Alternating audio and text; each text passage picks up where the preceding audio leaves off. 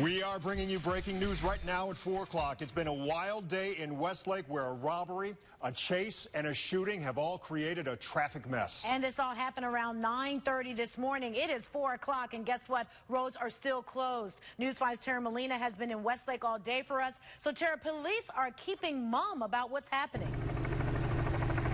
They sure are, Danita, and this whole Crocker Park area has really been closed off for the entire day. You can see Westlake Police and BCI are still out here investigating. This is hours later. But right now, I want you guys to take a look at this sign. This is what's posted at the CVS where all this started.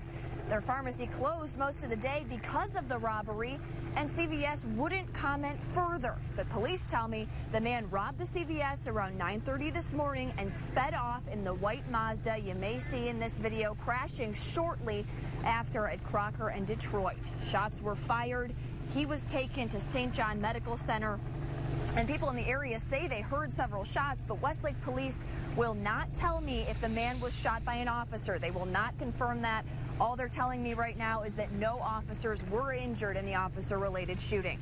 Now, if you're on the west side watching this Crocker Park area is probably going to look like this for the next couple hours. We know it's been like this all day, but 2 lanes northbound have opened up. That's it. Police suggest if you're headed home from work, picking up your kids from school, or you need to use this area, you may want to consider using an alternative route like Columbia or Lear. You can stick with News 5. We'll continue to gather the most information and bring you the very latest. We're live in Westlake. Tara Molina, News 5.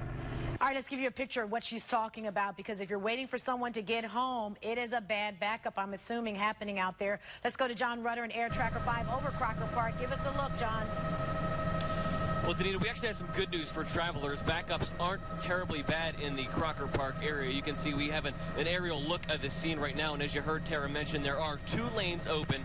Crocker Road is the one that's going left to right on your screen, and you can actually see a car going through the intersection right now. Again, the northbound lanes are open in this area, but you can still see that the car involved in this and several police cruisers are still down here on your screen, and they are still on the scene, expected to be there for some time. Again, officials are telling us that the area is expected to remain closed throughout at least part of the evening rush, if not all of the evening rush hour. Let's head to our 5 on your side traffic maps to get a better look at this, just to see if there's any backups. We're not seeing any red on our screens right now, and actually the red that you see on 90 was actually a crash on the shoulder that we saw on 90 eastbound near Columbia. But again, the intersection, this is all taking place, the intersection of Crocker Road and Detroit Road.